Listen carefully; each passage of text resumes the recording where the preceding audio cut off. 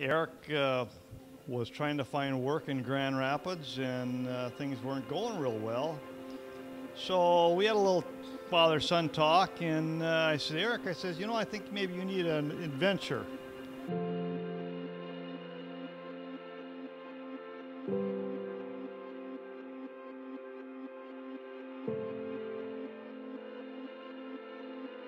Eric takes off, goes out to Colorado, and guess what? After he's out there for a few years, there's this gal from Decorah, Iowa.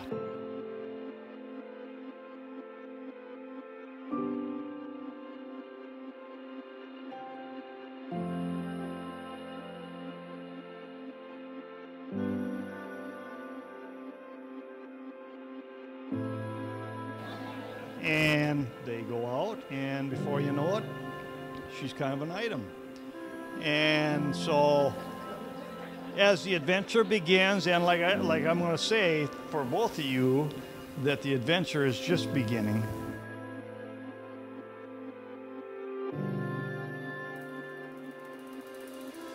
And many years of adventure that you'll enjoy.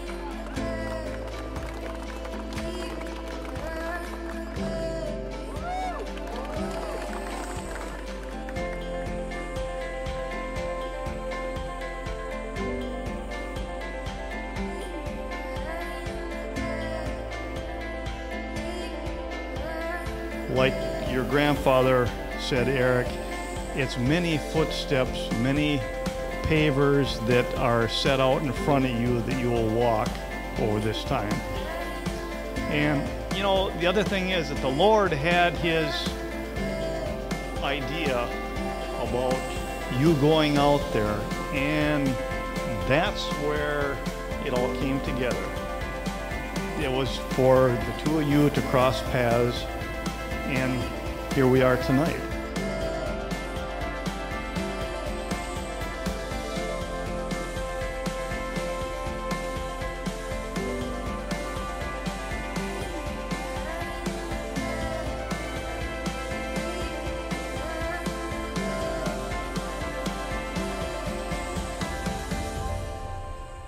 Our families have gotten to know each other over the years. When we first moved to town, as all good Dutch families do, we went looking for a church home. And when we went to the Methodist church one morning and they found out our last name, we were immediately ushered to their table, the Dutch table at Fellowship.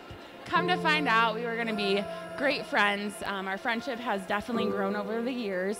As we graduated, went our separate college ways. The distance has always grown, but we've always maintained our strong friendship. And for those of you who know us, we have a motto, and it's go big or go home. That's led to many fun events and evenings and some of our favorite meeting spots. Eric, I know you know that you've married a 100% Dutch girl. And you've experienced that here and there a time or two, but I'm not sure you entirely know what you're getting into. If you may have heard this a time or two, but if you ain't Dutch, you ain't much. I'd like to raise a toast to Allie and Eric.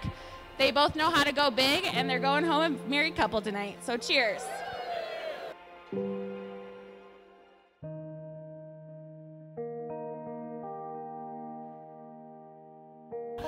On September 9th, 1984, I got a brand new little brother. And Eric and I share a lot of the same qualities, but we're also different in some ways. I'd say we got along pretty good growing up. I like to think we were good kids. We didn't get into trouble too much. Eric and I like to grouse out in the fall and go four-wheeling, ride our bikes, which by the looks of it, we should probably start doing that again.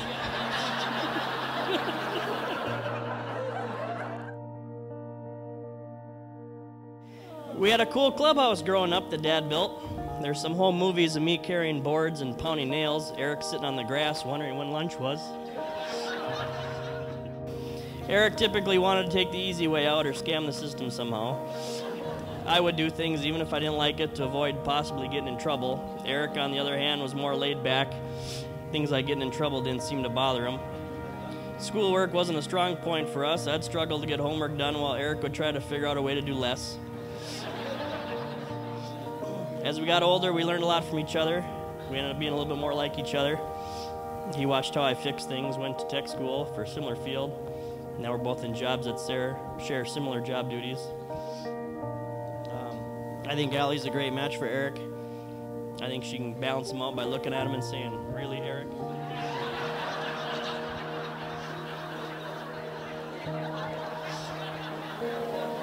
So sometimes we may go weeks without talking or seeing each other, but we'll always be brothers, always be there for one another.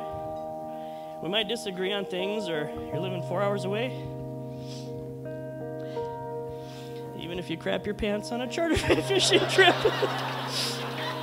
Because we had motion sickness so bad, you and I. You'll always be my little brother.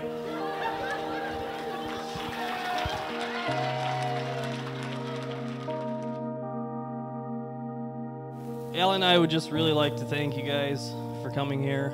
A lot of you drove a long ways across country. Mom, Dad, couldn't ask for better parents. You guys have helped me along the way, taught me a lot. Every one of you, family, friends, have touched each one of our lives, and we couldn't ask for a better night. I knew Allie was the right fit when she ordered the elk meatloaf and finished the entire meal. So you're right. The Dutch do like food, and she wouldn't even share. So, the last couple years has been just ever so changing. You know, living out west, moving back to Minnesota, and it's just been very busy times. So it's definitely been an eye-opener, but for the best reasons possible, because I love you so much, and you're my best friend.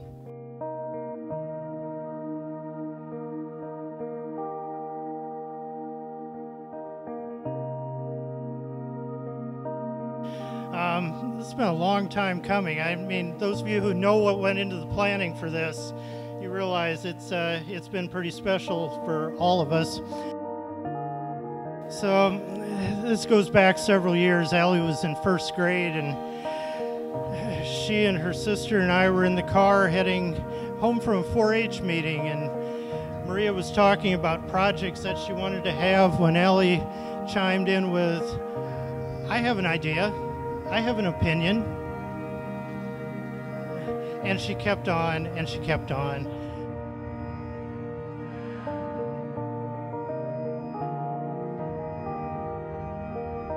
And finally, I said, "Allie, you can express your opinion when you can spell opinion."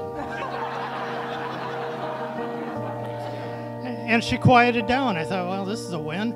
We got home, and she wasn't gone for more than a couple minutes, and she came in with a dictionary, and she said, "O-P-I-N-I-O-N, now listen to me."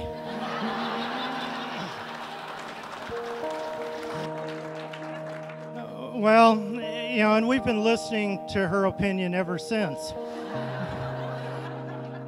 But about 2.5 years ago, she called up and she said she had been dating this guy. I found that a little unusual, so I asked some questions. I said, really, who is this? And she's describing. I said, oh, you know, what do you think? And she said, well, you know, in my opinion, he might be the one. And she used that word again. I thought, well, you know, should I really believe this, or is this something else? But I got to know Eric a little bit down the road, and got to know his family, and of course, the more we got to know him, the more we liked him, and started thinking, you know, Allie may be right on this one. So tonight, at least, we'd like to formally welcome Eric to our family. And in my opinion, Allie, I think you made a good move.